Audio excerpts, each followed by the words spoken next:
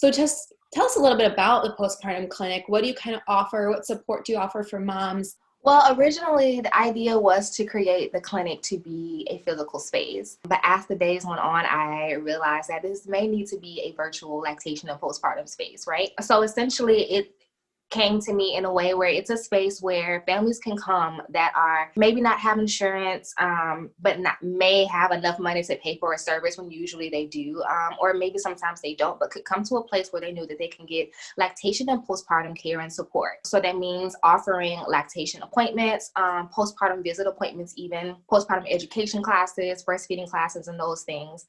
When I created the clinic and really thought about, envisioned like what it would look like, it was for it to be accessible for all bodies, all pockets, but with the center of what most of the population here in Alabama looks like, which is families of color.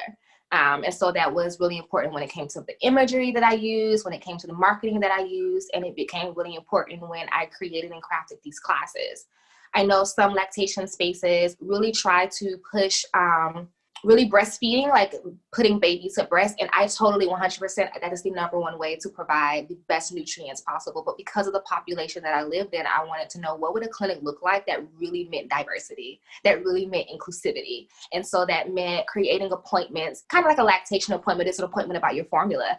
Are you feeding baby correctly? How do you do it the correct way? And that includes education classes, helping same-sex couples who are looking for donor milk. We have a partnership with Mother's Milk Bank AL here, and I'm so excited to go to their facility soon, like when COVID is a little bit better. But yeah, like all those things were really important to me. So I kind of jam-packed all of that into a virtual space, and that's how the website came out to the way that it is. That's how memberships came out the way that it is as well. Don't have insurance, but you can pay a one-time fee and you get 12 months worth of appointments, lactation and postpartum. And so it's mostly just learning, education, checking lactation and things like that, growth spurts, things that are normal that you come in contact with, but no one tells you. You don't get that one-on-one FaceTime with it.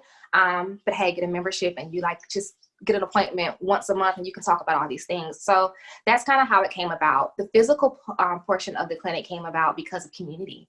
Community agreed and said this needs to happen. It's necessary. It's Black owned.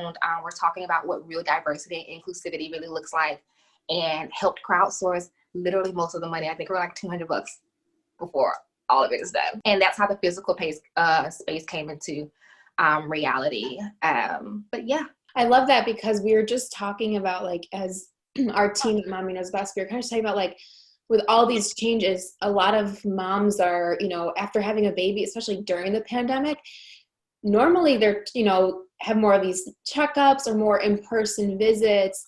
And so I think a lot of the postpartum, check-ins aren't always available right now. So I think this is so important that you offer this virtual space. And can people also come in person to you too? Or is it kind of like a mix of both, or is most of it virtual? A mix of both. So what has been happening is that it's been a virtual thing, of course, because of now, and or in-home, very rare.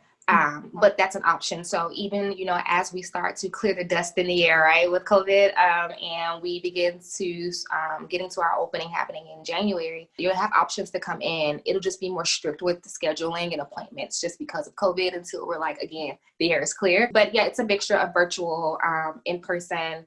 That includes our group classes, our group meets, all of that. There's an outside space. So we're really trying to navigate in that way, but it is a mixture of all three: in home, in clinic, and virtual.